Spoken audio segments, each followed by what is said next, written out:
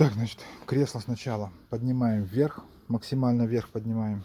Потом кладем вот в такое положение. Берем инструмент. Вот что-то типа таких клещей самозажимных.